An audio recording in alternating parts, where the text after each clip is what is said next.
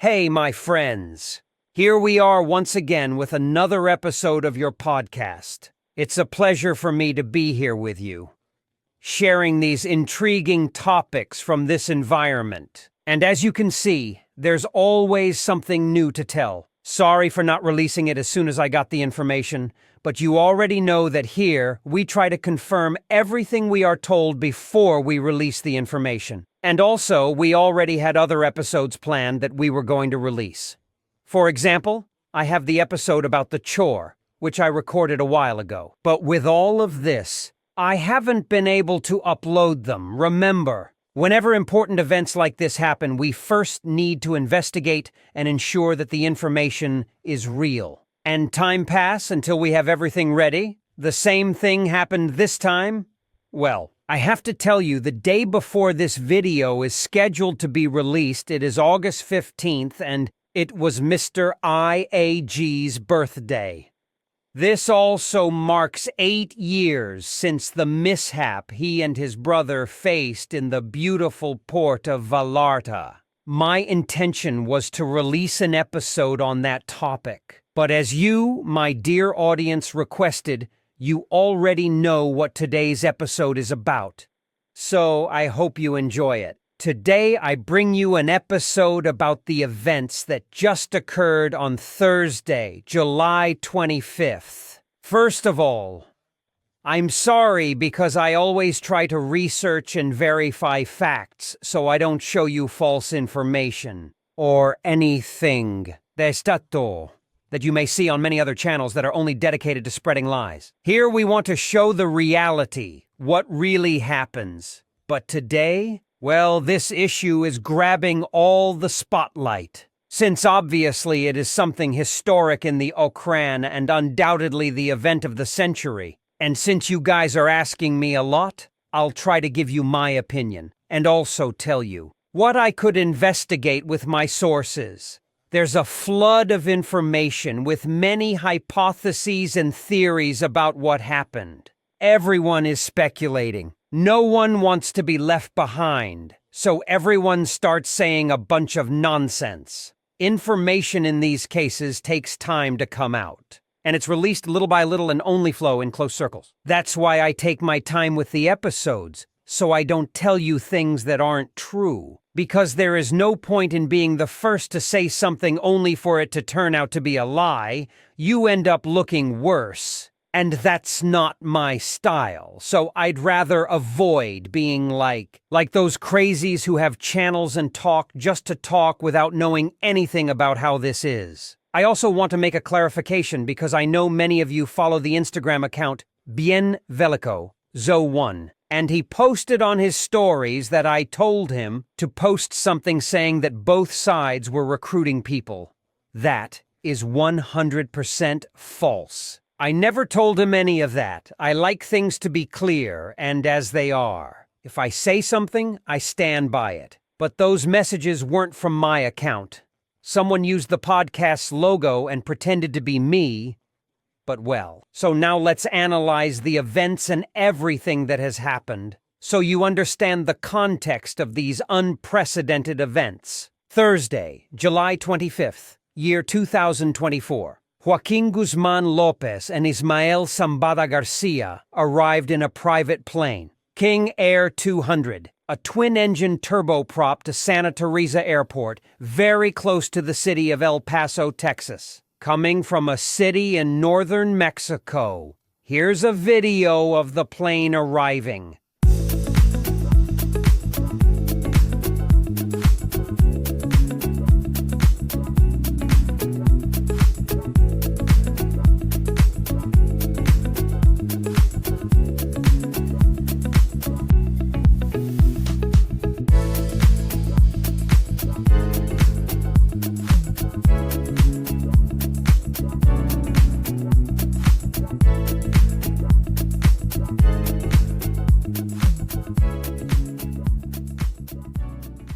On their arrival, they were greeted by a large group of police officers and agents from different security agencies, such as the Federal Bureau of Investigation, the Drug Enforcement Administration, and the Central Intelligence Agency, ATF, HCI, and others. Later, they were arrested and taken into federal custody. Here, I'm showing you the video of them getting off the plane.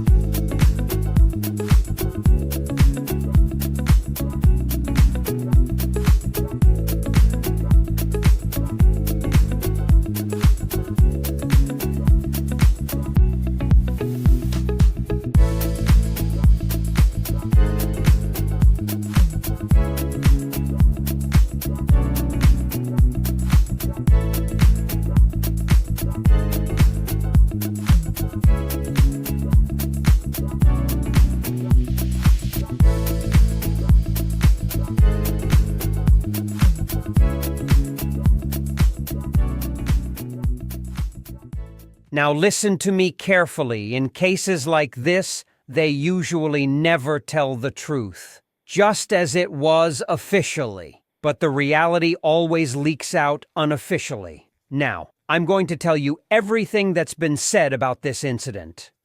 All right. So first, it was said that Joaquin and Yoma both surrendered to the federal agents based on a prearranged agreement, and that they had been carrying out these negotiations for quite a while, since Yoma has health problems and wanted to retire from the business to rest, and because of that, a deal had been made with the United States government. It was also mentioned that the pilot made a mistake and landed at an airport on the United States side instead of landing on the Mexican side. It was also said that Yoma and Joaquin were arrested when they tried to board the plane. Seeing it, it looked like they were in U.S. territory as if they were in Mexico. Another version is that they were arrested in Mexico and immediately taken to the United States. Another one is that they boarded the plane in Hermosillo, Sonora, along with American agents, because they surrender themselves to them in Mexican territory. And that's how they were flown to Texas in a plane. Then another version comes out. That said, only Joaquin had surrendered and had tricked Yoma into boarding the plane, with the pretext of going to see some landing stripes and some land. As hours went by, a new version emerged, suggesting that Yoma was not fooled and they didn't went to see any lands, nor to some tracks,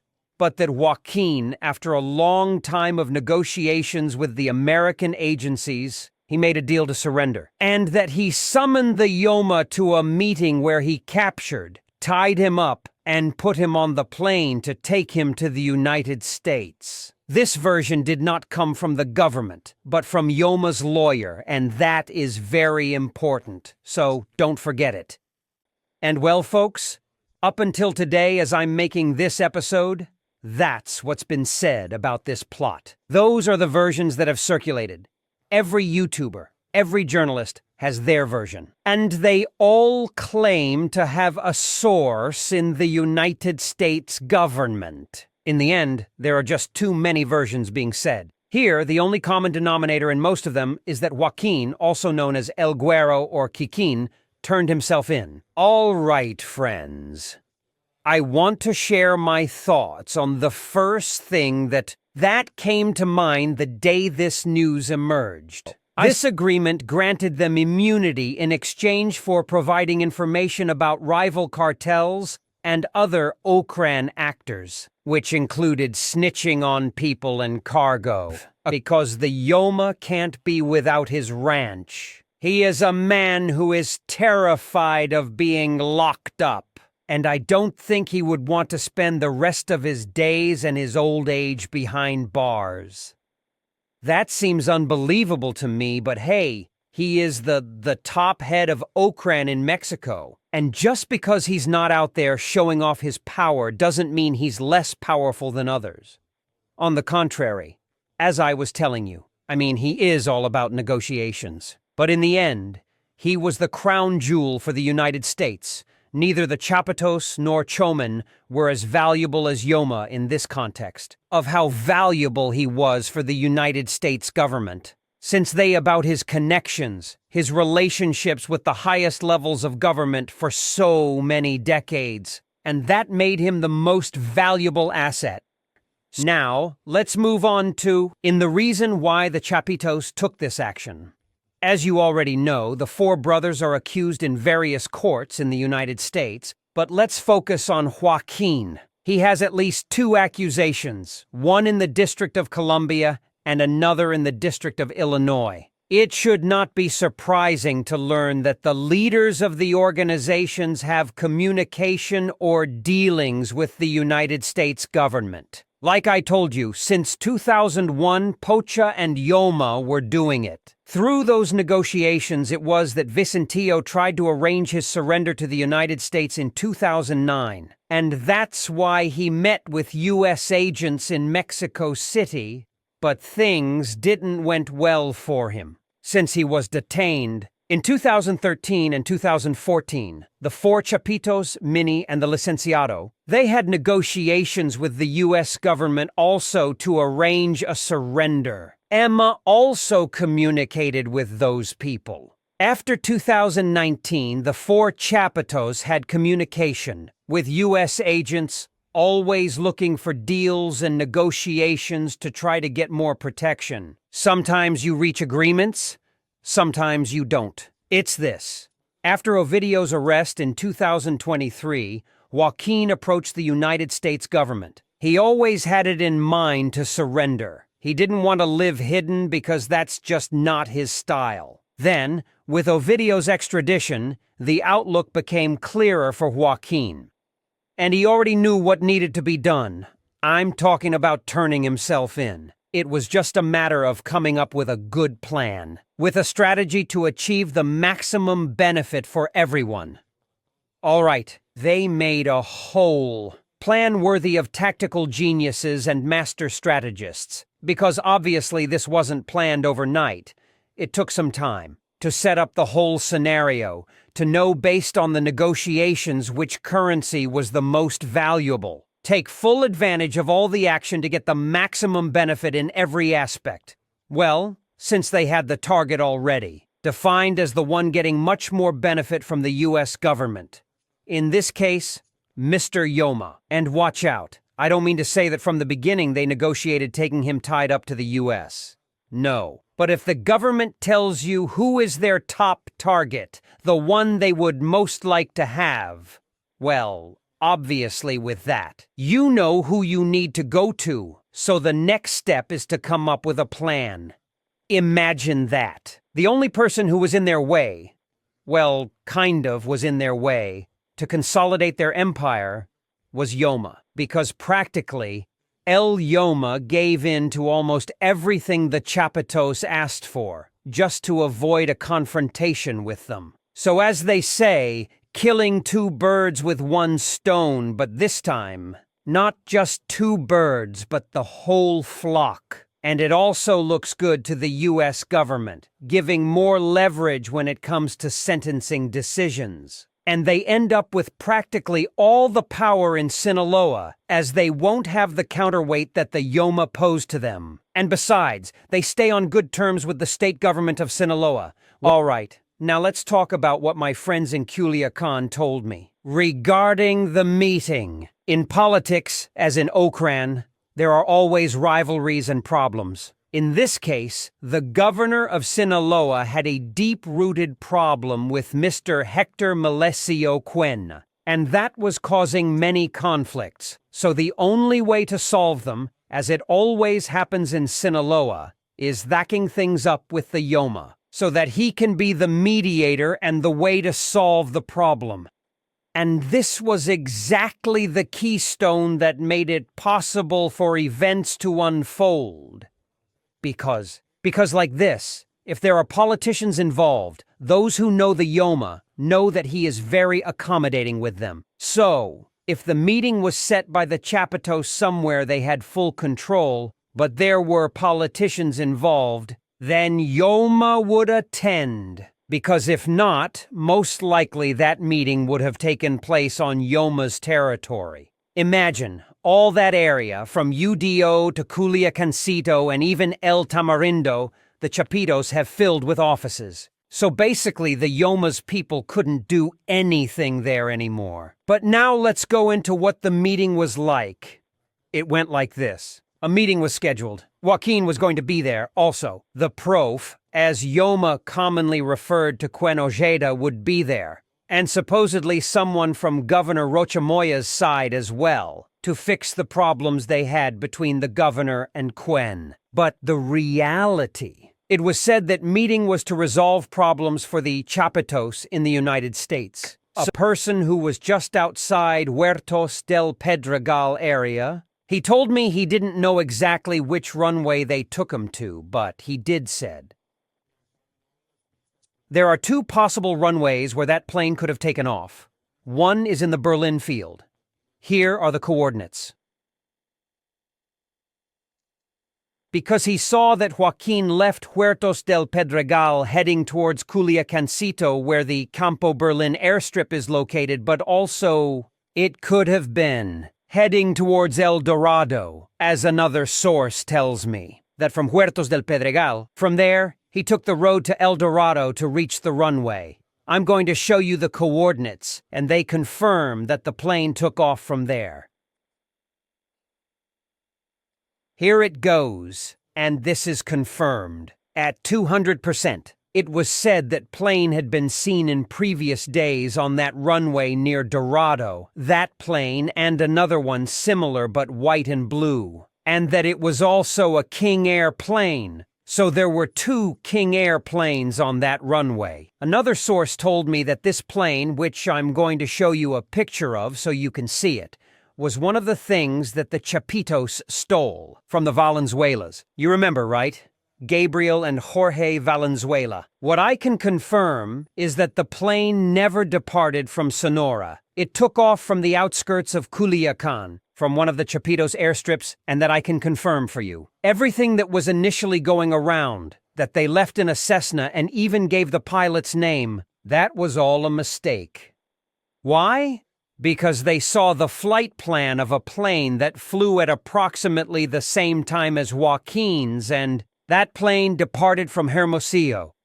And that is why there was that confusion. But Joaquin's plane initially didn't have a flight plan ready for takeoff, which is very common on flights in this environment. Sometimes the transponder isn't on, so authorities can't detect the plane, and they don't announce that they are flying. Only the pilot is paying attention to the radio, listening for any air traffic. There are times, for example, when in the flight plan they say they are going to Chihuahua. But while flying above Chihuahua, they suddenly change the flight plan to another place. It's nothing out of the ordinary. Well, so far so good. Now what happened in Huertos del Pedregal with the others? With Yoma's bodyguards, the people from Los Chapitos started to give them treatment. Here is where the key to all this lies. There was only one person they didn't tie up, and that person is Fausto Corrales. And why didn't they tie him up? It's because he is very close friends with the Chapitos. That's why they forgave him, and he was the only one not touched at the meeting. And after Joaquin went with Yoma to the track, they ordered Fausto and told him this bomb is about to explode. And the Chapitos right now, at this very moment, as I am making this podcast, which is on the 3rd of August, right now, they're looking for Fausto, apparently to resign him, to remove another loose end, because that one is very dangerous. Because if it gets into the hands of the government or the people from Mayito Flaco and they squeeze him to get the truth out of him, he is going to tell them everything, how it happened and how the events unfolded. So this makes it very clear that it was all a well-organized plan by the Chapitos. And it's also clear now to all of us that there was no incursion of U.S. agents into Mexican territory, as there were no agents in Huertos del Pedregal. The ones who were there, I already told you who they were. I've been informed that there's a video of Yoma tied up, but don't take my word for it. I haven't seen it. But within the inner circle of the Chapitos, that's what you hear. Maybe one day they'll bring it to light. I don't know. Do you remember I told you weeks ago that Ratoncito was already cooperating with the prosecutor's office? And that liar lawyer of his said he wasn't planning to cooperate, and now he's coming out saying that they are cooperating and that Joaquin turned himself in. All right, Now that everything is coming to light, I can speak more clearly to you all. We couldn't expect anything less than a letter. You know that according to the Chapitos, that solves everything. Unfortunately, they already have a record that all the letters they have written are pure lies. So this is no more credible or real than a Honda Corolla.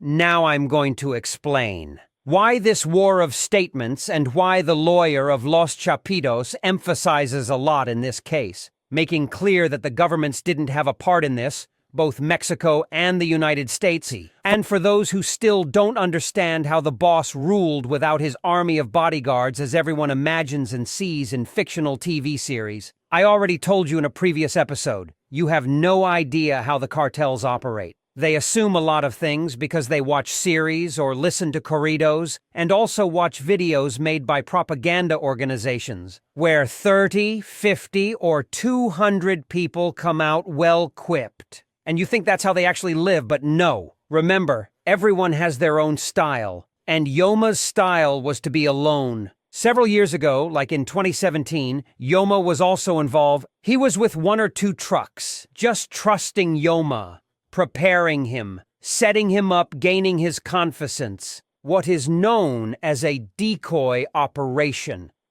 2. Lastly, deliver the final blow. Well, friends, until today, which is August 3rd, which is the day I'm recording this episode, is what journalism knows. Johan Grillo is the only person who has truly spoken the truth about what happened. I know who his source is, and it's a very good source. That source told me as well on July 27th that this is what had happened. But you all know I like confirming before telling you something so I don't end up like journalists who just want to win and be first with anything, and they say a bunch of nonsense that only makes stuff harder to understand. So whatever is said afterward, don't take it as certain.